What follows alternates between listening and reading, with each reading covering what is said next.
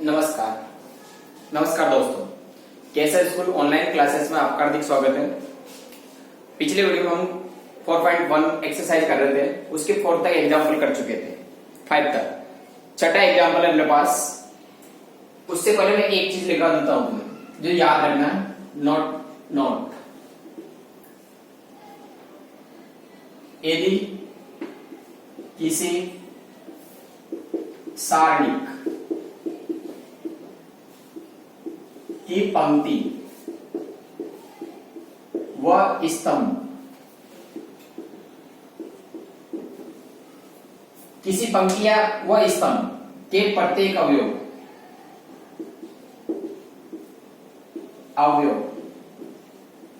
को उसी अवयव के सखंड से गुणा कर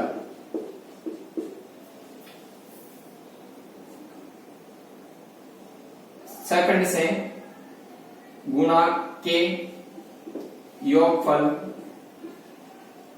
गुणा से के योगफल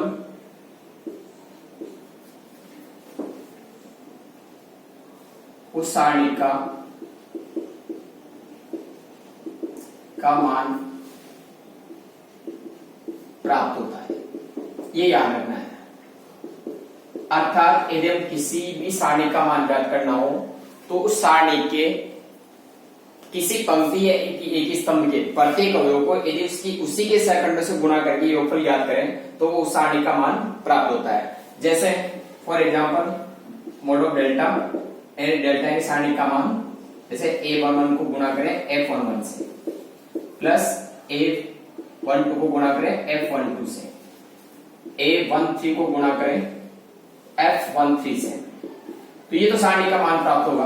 अगर मान लो किसी अन्य से गुणा कर दिया, या वो जैसे A21 F21 होगा प्लस A23 22 F22 होगा और A23 F23 होगा, फिर A31 F31 होगा, F32 A32 F32 और A33 F33। ये सब सारणी के मान है। अगर इसके अलावा किसी में अन्य से गुणा कर देते, जैसे अपने गुणा कर दिया A11 F21 plus A12 F21 plus A13 F23। देखो यहां से हमने क्या लिखा है, उसी अवयव के सहखंडों से, या क्या अवयव तो क्या है, उसका सहखंड क्या है, तो ये गुणा करने पर जो प्राप्त होगा वह सारणी का मान प्राप्त नहीं होगा। ये सब सारणी के मान के बराबर होंगे, लेकिन ये सारणी के बराबर नहीं होगा। ये विशेष बात ध्यान रखनी है। ठीक, आगे बढ़ते हैं। एग्जाम्पल नंबर 6 उसको हल करते हैं अपन। ठीक है, छठा एग्जाम्पल। यदि किसी सारणिक, लिखते हैं पहले,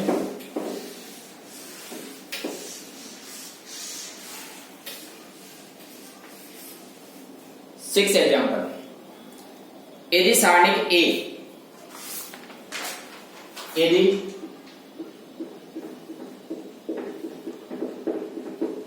सारणिक ए, एग्जाम्पल नंबर 6, छठा उदाहरण।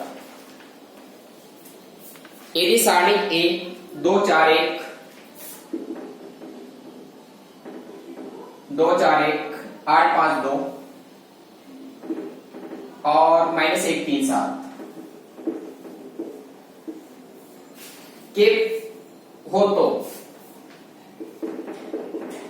दूसरी पंक्ति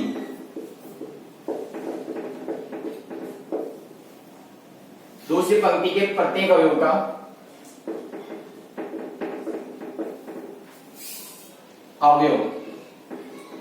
का दूसरी पंक्ति के प्रत्येक अवयव का उपसारणिक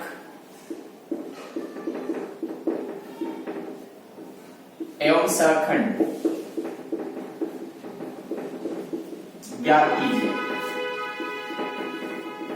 तथा सारणी का मान भी ज्ञात कीजिए।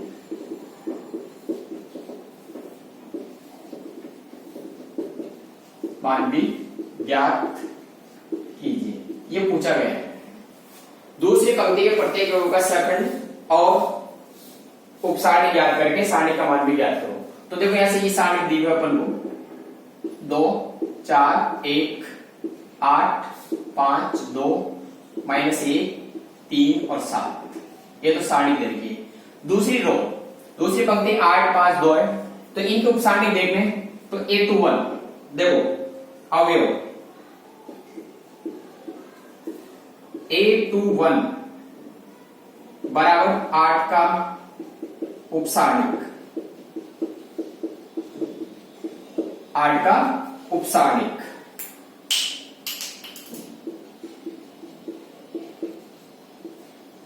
वो होगा अपने पास। 8 को छोड़ देंगे, क्या बचेगा अपने पास? अपने पास बचेगा 4 1 3 और 7।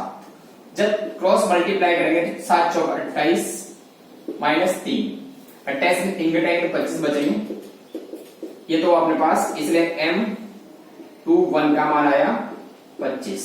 ठीक, इसी प्रकार अवयव 2 बराबर 5 का उपसारणिक, 5 का उपसारणिक होगा अपने पास M22 बराबर 5 का 2 1 -1 और 7। जब इसको मल्टीप्लाई करेंगे अपन तो 7 दूनी 14, ये 14 और माइनस आएगा तो माइनस माइनस प्लस होगा 1, यानी आ जाएगा 15 M22। अवयव A23 बराबर 2 का उपसारणिक, इसका उपसारणिक होगा अपने पास M23 बराबर, देखो ऐसे, ये होगा 2 4 -1 और 3। जब इसको मल्टीप्लाई करें 6 + 4 यानी 10, ये M23, ये तो अपने पास उपसारणिक, तीनों के उपसारणिक मिल गए। ठीक है, अब इसके बाद हमें निकालने सरखंड, सरखंड याद करेंगे तो सरखंड का सूत्र क्या था अपने पास? चूंकि सरखंड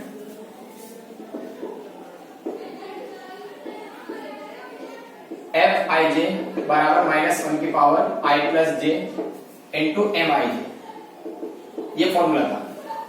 तो सरखंड अवयव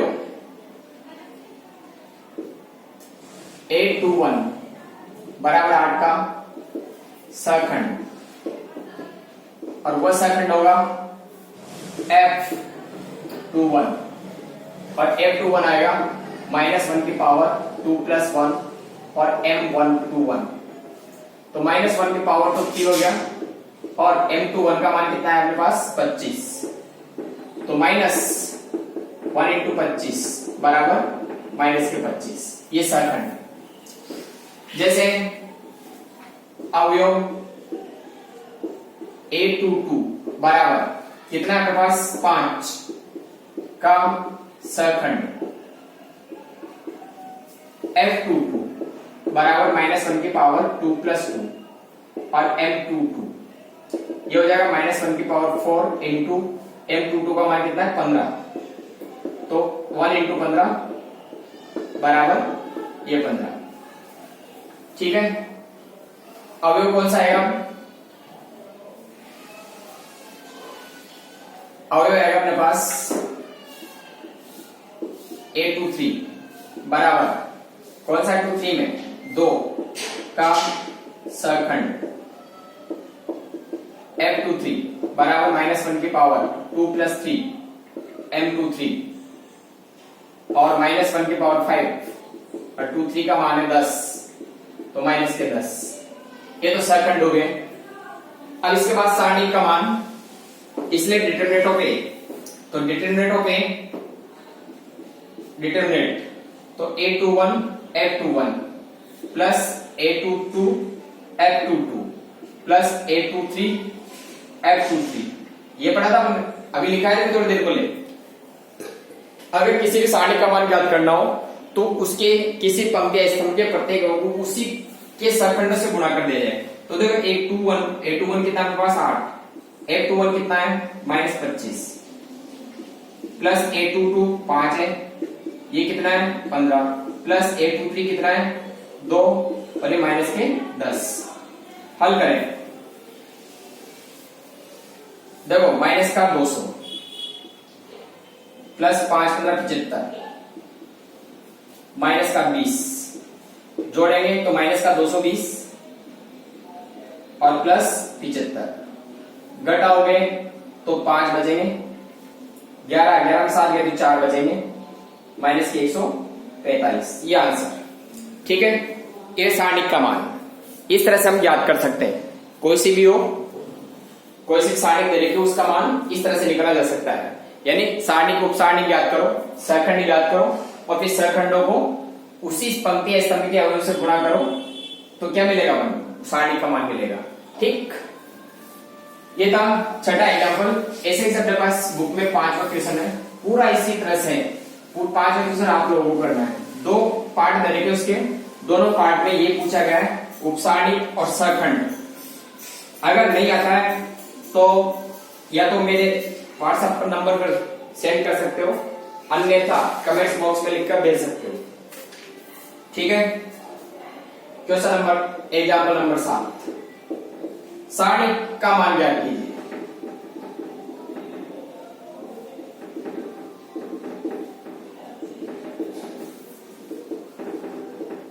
सारणी दे रही है हमको, एक डिटरमिनेंट 3 - 7 और 13 5 0 0 0 11 2। क्या पढ़ा था अपन ने सारणी का मान ज्ञात करने के लिए?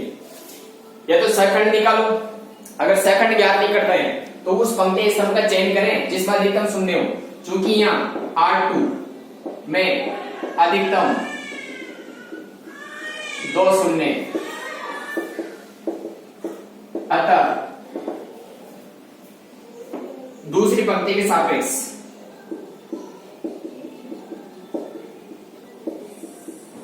प्रसार करने पर, जब प्रसार करेंगे तो देखो ऐसे, ये 5 ये आएगा -7 13 11 2, इसका चिन्ह माइनस, फिर +0, यह आएगा 3 13 0 2, फिर -0, फिर आएगा मेरे पास 3 -7 0 11। तो यहां से देखो 0 से किसी से गुणा करो 0 होगा तो -5 इंटू -14 और -3 11 3 1 13 13 13 1 14, ये -5 इंटू माइनस के हो जाएंगे 7 5 और 1 157। ये माइनस से माइनस से गुणा करेंगे प्लस, 7 पंजे 35 हासिल 3 5 पंजे 25 और 3 28 हासिल 2 5 और 2 7 785 आंसर, ठीक है। Example complete. इसी के अनुसार आप पूरी एक्सरसाइज को कर सकते हो, ऐसा कोई समस्या नहीं कोई से भी क्वेश्चन में जो आपको नहीं आएगा, आराम से हल कर सकते हो, ठीक है। अगले क्वेश्चन देखते हैं। Exercise 4.1,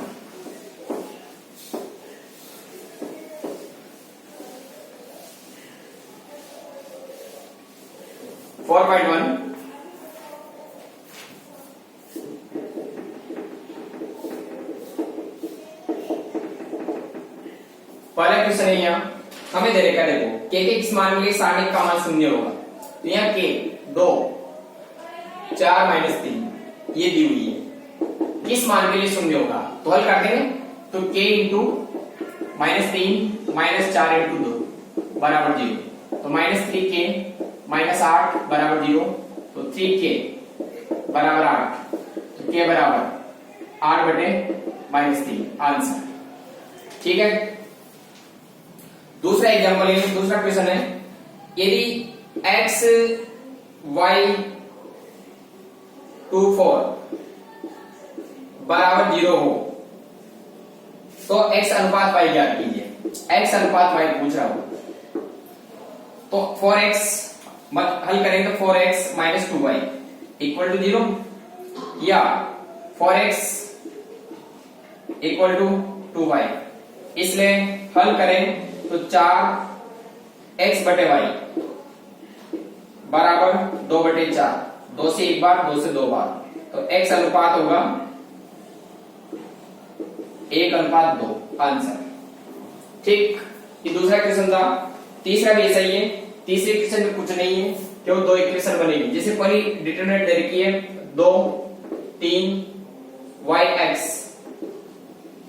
equal to 4। जब इसको हल करोगे तो 2x minus 3y equal to 4, equation number first.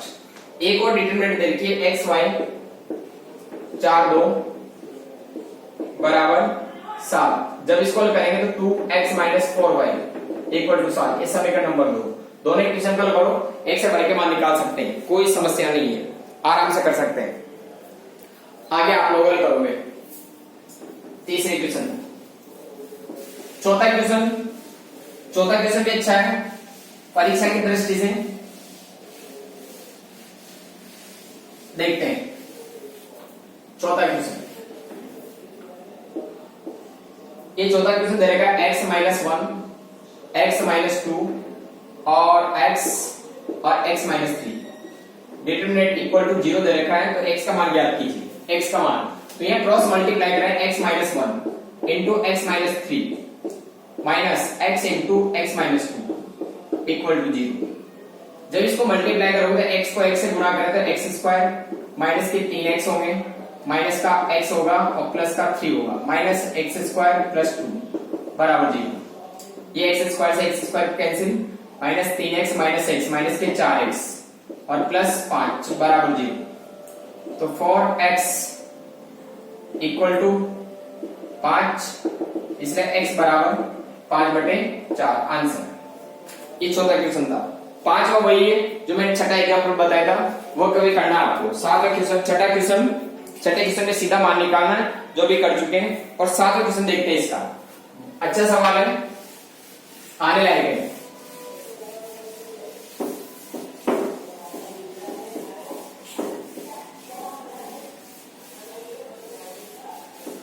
सातवां क्वेश्चन, सिद्ध कीजिए कि 1ab माइनस a और 1c minus b minus c 1 equal to 1 plus a square plus b square plus c square. तो ये LHS लेनी है। LHS 1ab minus a 1c minus b minus c 1। किसी भी पंक्ति स्तंभ के सापेक्ष प्रसार कर दो, आंसर मिलेगा। इससे 1 पहले R1 के सापेक्ष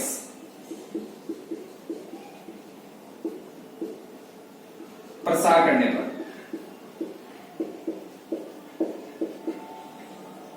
तो R1 के साथ 1, ठीक है। फिर माइनस का a, क्यों लिया माइनस? क्योंकि इसका चिन्ह माइनस होता है। माइनस का a, ये c minus b 1 plus b, यह होगा माइनस का a और 1 माइनस b माइनस c। हल करें तो देखो ऐसे 1 क्रॉस मल्टीप्लाई करो 1 plus c square minus a, minus का a प्लस का bc होगा, ठीक, प्लस b इंटू प्लस का ac होगा और माइनस का b प्लस b। हल करें तो ये 1 plus c square minus minus plus होगा a square minus abc plus abc और प्लस b स्क्वायर। abc से abc कैंसिल, यहां बच जाएगा तुम्हारे पास 1 plus a square plus b square plus c square. ये RHS। और ये क्या करना था हमको? सिद्ध करना था। बहुत सिंपल है, केवल प्रसार करना है। किसी भी पंक्ति स्तंभ के साथ प्रसार करो, आंसर मिलेगा। ठीक है, आगे हम जो सेकंड एक्सरसाइज है अगले वीडियो आगे पढ़ेंगे। और यदि कोई भी समस्या हो तो आप लोग कमेंट्स बॉक्स में भेज सकते हो। और वीडियो अच्छा लगे तो आगे अपने दोस्तों को शेयर करें और सब्सक्राइब करना न भूलें। Thank you.